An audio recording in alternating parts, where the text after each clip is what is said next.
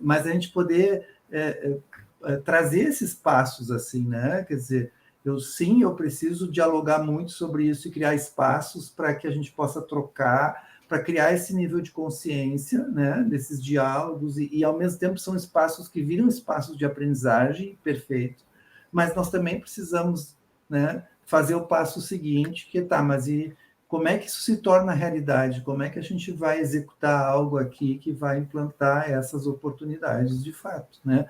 E criar esses espaços isso, né? e dar incentivo e espaço para os talentos, e aí nós estamos falando de talentos das mulheres, né?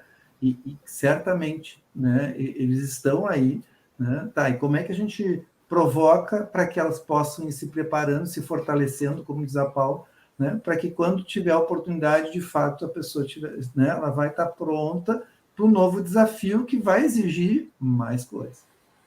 E eu acho que uma coisa que faz bastante diferença é a tomada de decisão de como eu quero ser e como eu quero estar, que foi, por exemplo, o que aconteceu ali na cooperativa.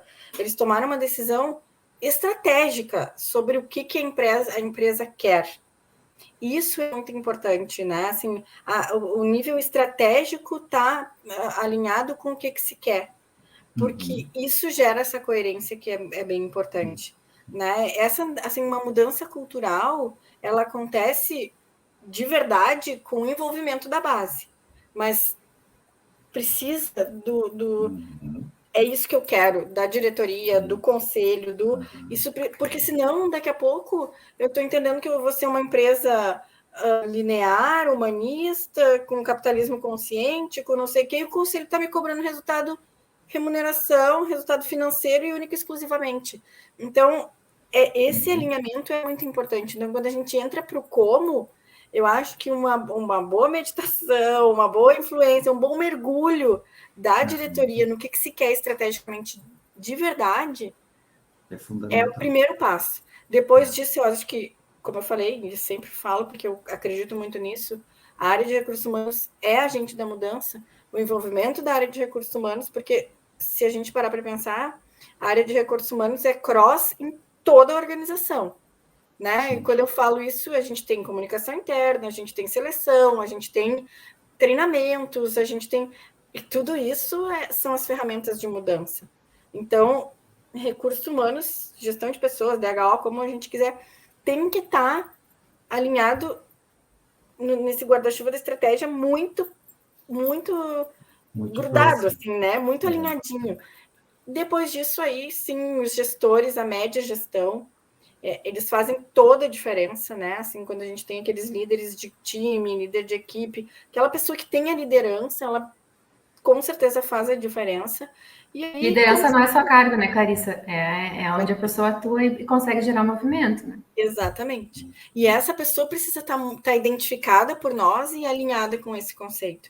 E aí vai indo, né?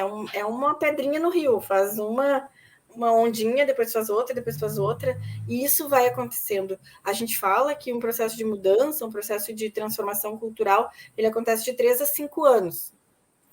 Né? Não tem regra, mas é basicamente isso.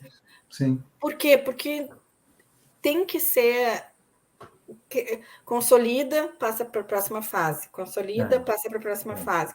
Então, isso é muito importante a gente ter consciência dos como isso acontecer. E aí é isso, falar sobre mulher na liderança, vamos ajudar as mulheres, quanto que a gente está cuidando dessas mulheres que a gente tem dentro da organização, para que elas consigam não passar pelo que a gente passou, no mínimo, né? Vamos falar de inclusão? Vamos falar de inclusão. Quanto que a gente está, de fato, sendo uma empresa que absorve a diversidade, aceita, né, inclusiva. Eu gosto, eu aceito, eu não sei o quê, mas aí tu vai olhar quem ganha mais, quem está no cargo lá em cima, quem é conselho, por que o conselho não tem mulheres, porque aí tu começa a aprofundar um pouco mais e vai entender que não é simples. Sim, sim. E tem causas, né, ali que estão influenciando como esse processo está caminhando, né? E aí, de novo, a gente vai ter que começar a falar disso se a gente quiser que a mudança comece a acontecer. Mas sim, com uma vulnerabilidade muito grande, né? E eu preciso, mas também preciso ter essas alianças, né? Porque senão fica muito difícil aí uma andorinha sozinha não vai fazer verão, né? Sim, Assim, sim. precisa É por realmente isso que eu digo, né? alinhamento de cima para baixo, porque não adianta lá em cima estarem cobrando uma coisa que embaixo está entendendo outra, né? Isso vai dar muita clareza, né? Quando tem esse alinhamento claro e o que essa organização quer, o que essa, né, esse CEO com a sua diretoria querem de fato, onde se quer chegar, aí dá muito mais clareza. E eu tenho percebido o quanto isso acaba gerando também um pertencimento das pessoas muito diferente, né? Com essa clareza da onde se fala tanto de propósito, né? E já está que é um nome, né? Já é uma palavra até, como tudo, né? Quando fala demais, começa a ficar meio sem conteúdo, mas a verdade é que se não tem essa clareza desse propósito, fica muito difícil das pessoas se sentirem pertencendo e quererem fazer parte, né? Homens e mulheres, não importa, né? Legal. Se não tem a clareza e se não tem a afinidade com o propósito que tu está indo, porque o discurso do propósito na prática é uma frase decorada, né? Mas o quanto ele é meu também, né? Isso, esse senso de pertencimento, né? Aqui na cooperativa a gente tem o nosso propósito, né? Muito claro. E a gente tem o nosso DNA acreditador, né? Que a gente fala ali das atitudes, né? Que vão credenciar o colaborador, vão fazer com que ele faça parte da cultura, né? Que a gente, por exemplo, abriu mão de competências, 7 competências que o Sicredi tinha, e escolhemos aquelas que, para nós, ela realmente é o diferencial, né? Então, a mindset de crescimento, abertura para o novo, pensar fora da caixa, a dor de dono e o cuidado.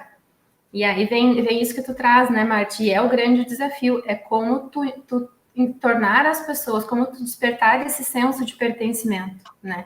Para ter mais autonomia, para ter mais responsabilidade e as pessoas darem certo, né? Porque a gente tem uma mudança de cultura na cooperativa, como a Clarissa falou, de 3 a 5 anos, a gente tem a consciência que a gente está num estágio que a gente não está, né? Tem muita caminhada para trilhar. O que a gente tem feito é colocando no ambiente, a gente vai sentindo e vai colocando alguma coisa nova no ambiente para que a gente consiga avançar.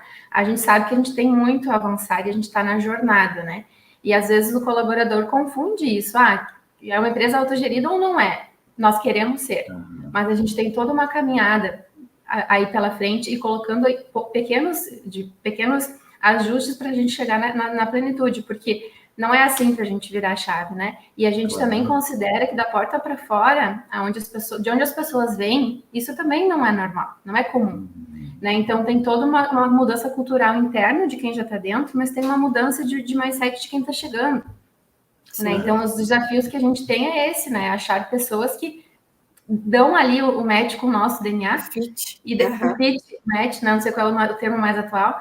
E depois que está aqui dentro, se inserir na cultura e gerar mudança a partir disso, né? Então, a gente tem a consciência que a gente tem avanços e que a nossa jornada é uma jornada evolutiva.